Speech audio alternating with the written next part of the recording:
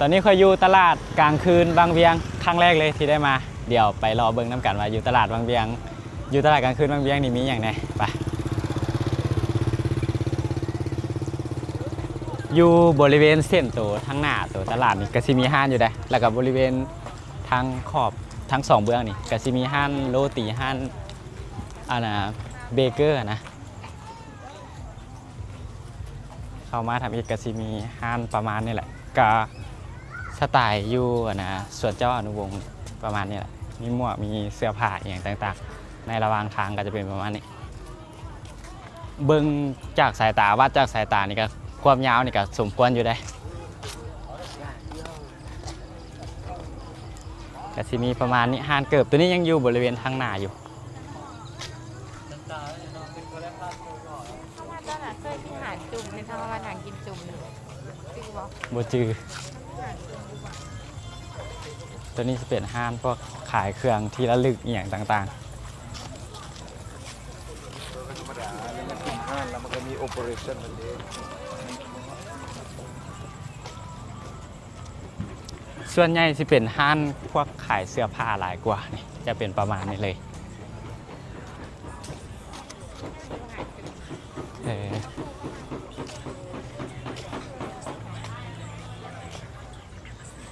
อยู่บริเวณข้างหลังเขาเนี่ยตัวนี้สิเป็นห้านแนวกินละแต่ว่าพวกข่อยไม่ได้กินเพราะว่ากินข้าวมาแล้ว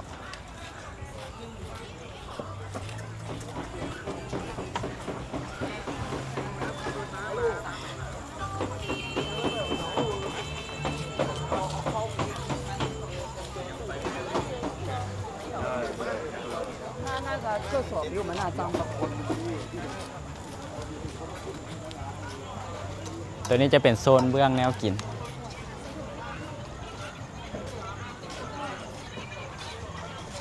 กินบอกกันแล้วเอาไหมก็หมักหน้าเอามาอยู่ถัดโซนแนวกินสิมีห้านกระแลมอยู่ย่างมาอยากน้ำเดี๋ยวซื้อกระแลมกินมีเป็นถ้วยว่ะเวลาเป็นถ้วยไอเอาอย่างอ่ะตัวใดข้าเจ้ากินหลายสุด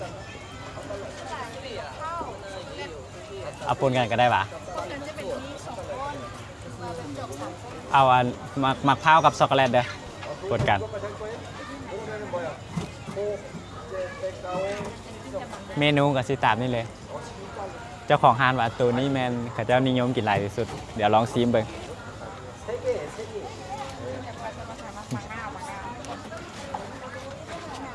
มาแล้ว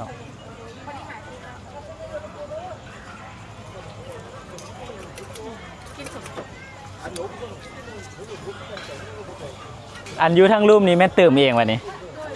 อ๋อ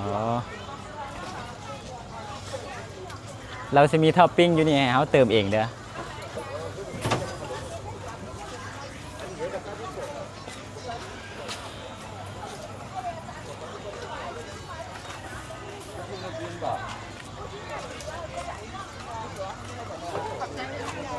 ได้มาแล้วกระแลม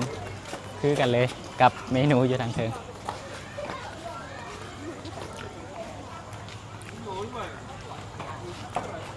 เป็นไงโอเคอยู่เนาะก็มีหลายอย่างอยู่ข้างหลังข่อยตัวนี้จะเป็นห้านปันหมักไม้แล้วก็ห้านหมักไม้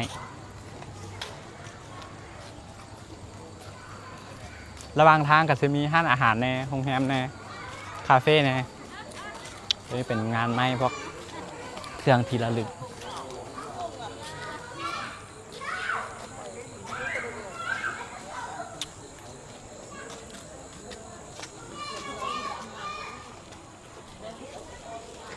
โซนนี้แมนเสื้อผ้าหลายขนาดจะมีแต่เสื้อผ้าหมดเลยโซนนี้ส่วนใหญ่จะเป็นนี่เสื้อผ้าประมาณนี้เสื้อผ้าที่ระลึกมาบางเวียงนะเสื้อบางเวียง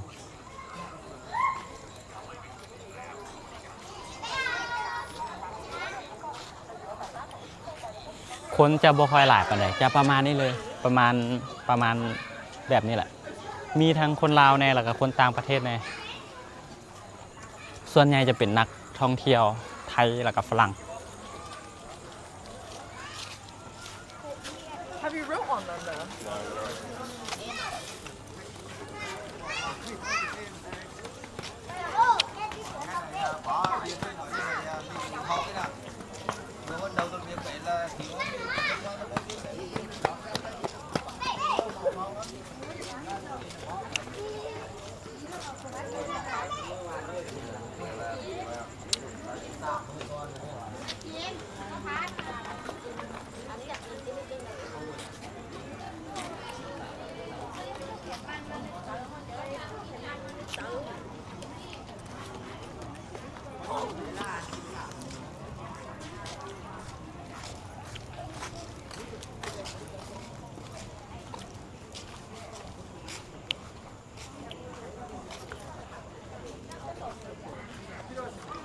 บัดนี้มาฮอตโซนนี้จะเป็นพวกกระเป๋า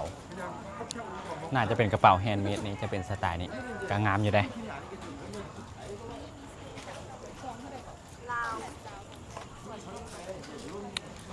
ส่วนนี้มันกระเป๋าหมดเลยตัวนี้ก็กระเป๋าคือกันตัวนี้จะเป็นห้างกระเป๋าผ้านี่ไพมาร์คสไตล์นี้มาเราวางเวียงกับมีคือกันเด้อ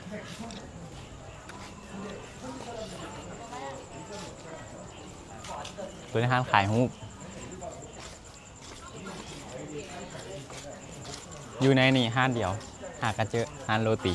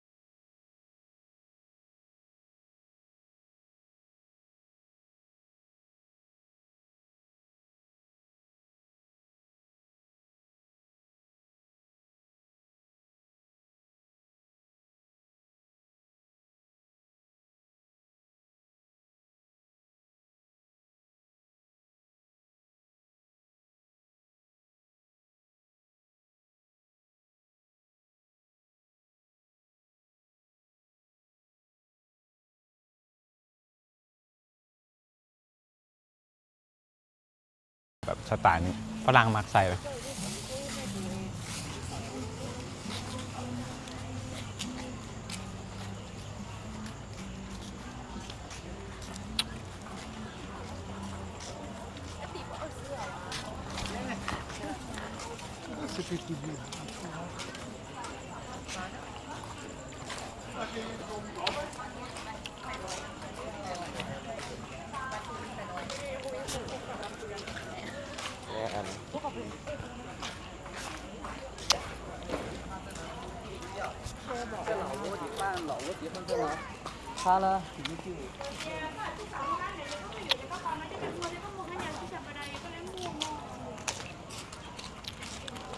เจ้าแหละเมื่อไอ้ทายเรียบร้อย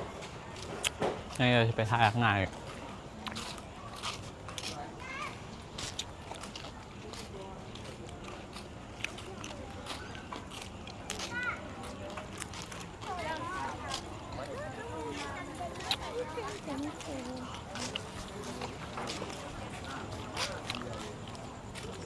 ไปแล้วไปห้องน้ำเพื่อนมึงเที่ยวได้น่ะครับเขาจะบอกโป๊ะนี่ลงน้ำบูบ้าบูบ้าของเจ้านะเขาก็มีกันกับคนอะไรกันให้ทางซ้ายด้วยก็คือ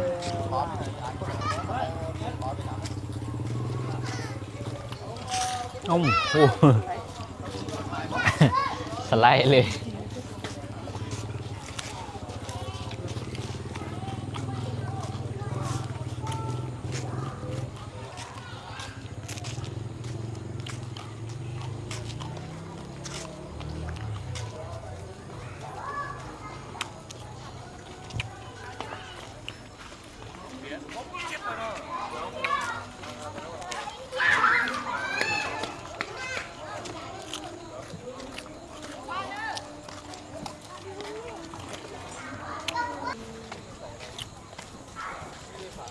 เดินไปดูก่อนครับ80รุ่นเดิมเนี่ย80ครับ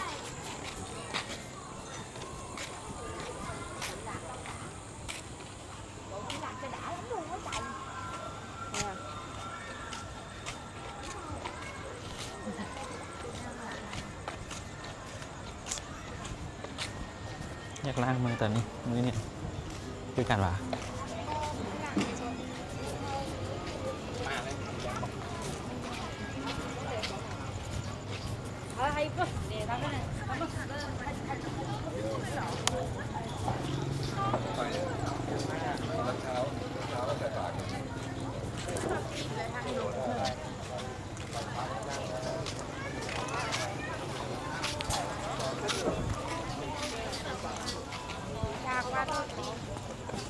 ว่าจะไปโซนตัวนั้นรีวิวโซนตัวนั้นอีกเมื่อกี้นี่ย่างกายไปโบเห็นห้านนี่ห้านโรตีกับห้านน้ำปั่นห้านน้ำอ้อยอยู่นี่หันซิมีจุ่มเนี่ยได้ถ้าใครอยากจุ่มนะมากินอยู่นี่ก็ได้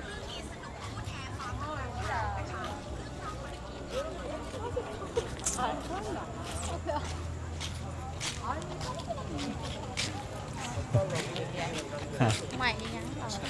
แม่นแล้วจิน แบบกิ้งก้า แม่น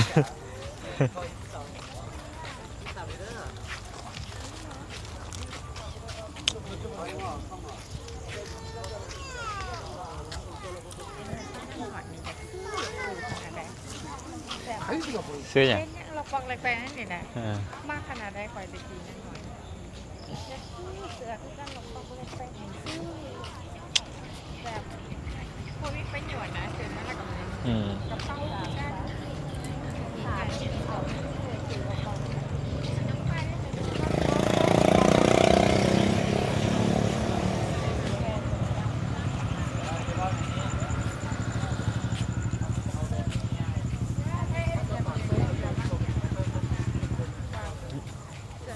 เจ้าชิโนมันค่อย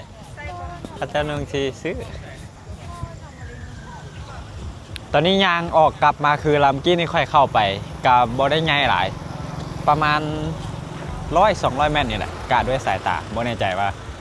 ความยาวเท่าไหร่แต่ว่าบรรยากาศคือคนบ่หลายบันไดฝั่งนี้จะมีห้านขายเนื้อกินซุปแน่ห้านโรตีแน่ฝั่งนี้กับประมาณนี้สำหรับตลาดบางเวียงกลางคืนถ้าไผมาก็มีโอกาสก็ลองมาเลาะเบิ่งก็ได้ มีพวกเสื้อผ้าแล้วก็เครื่องที่ระลึกอหย่างต่างๆเวลามาเล่นบางเวียงก็มีทางคนลาวเนี่ยกับคนทางคนต่างประเทศเนี่ยก็มาเลาะอยู่นี่บางส่วนใหญ่ก็จะไปผู้แหละรวมตัวกันอยู่น้ำซองแล้วก็ตามห้างอาหารต่างๆ